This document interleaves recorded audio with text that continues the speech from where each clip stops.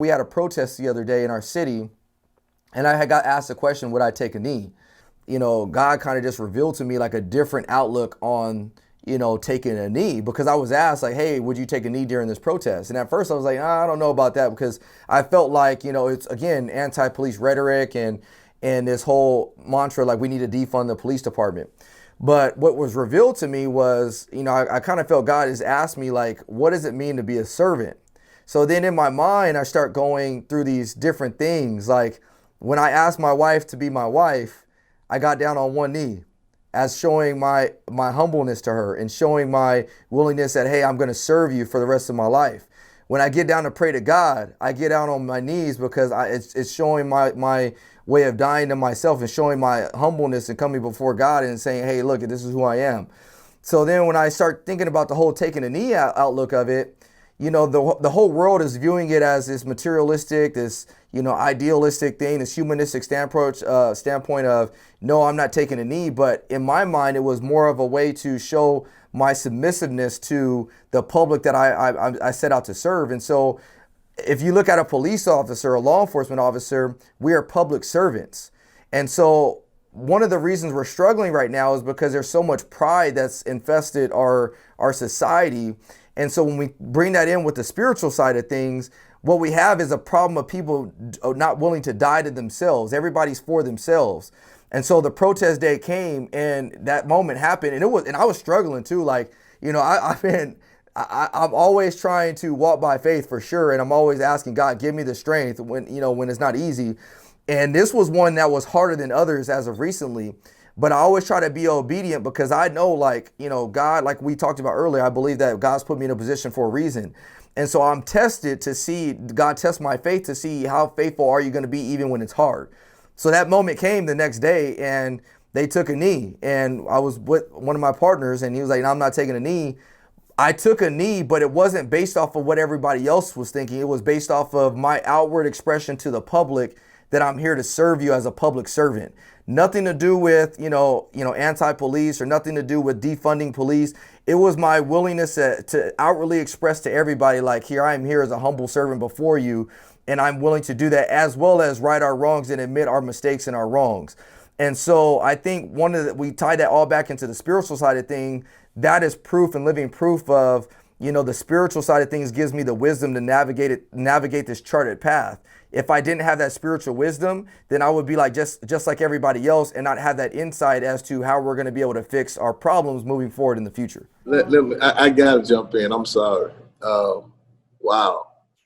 See, I want everyone to hear that there is a perspective that has a pride element, and that's what has happened. Some of our pride has been crushed on both sides. We're feeling like you're taking us for granted. Are you taking me as I'm weak? See, in the hood, one of the ideas that we struggle with is, what does manhood or womanhood or respect look like? And then normally it looks as if the challenge is combustible and I can survive the challenge.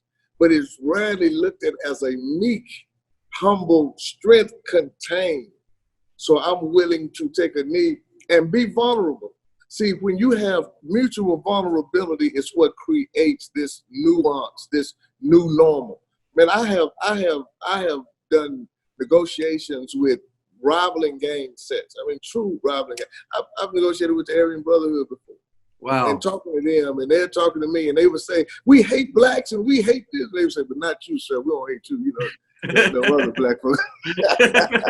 And I would say, hey, man, I understand. Can we get down to business? Yeah, sir. Because I understand, man, and I got to get you on the 24th, by the way. Yeah.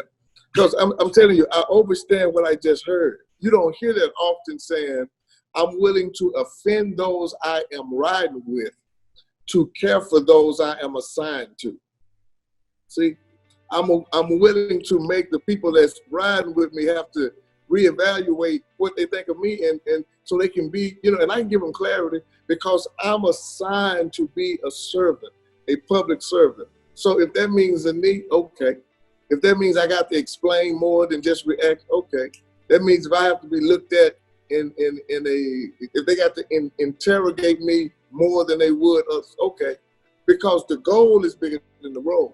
See, our goal is to have a society that says that atmospheric, in our atmosphere, the atmospheric pressure has changed to where we are not just looking at each other as different. We are all citizens, but we are all children of God.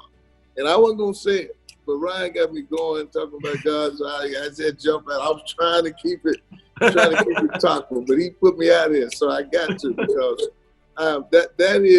that snip, man, of that true dilemma of how you have to frame yourself, in my opinion, should be packaged and sent to people. Because see, I'm gonna show you something, and I know, okay, I'm gonna stop after this. No, this is good. This is good. Yeah, man, because see, most people are so proficient at the argument that they don't see the seeds of a solution. They are proficient at explaining the problem. But see, I just heard a seed of a solution. And the seed of a solution is, let servanthood be more apparent than your qualifications as a whatever. Let servanthood drive your agenda. That's a big deal. That's a big shift in how we would view a lot of public service. If we use the seed of servanthood could turn into a harvest of great mutual benefit if we are intentional about it.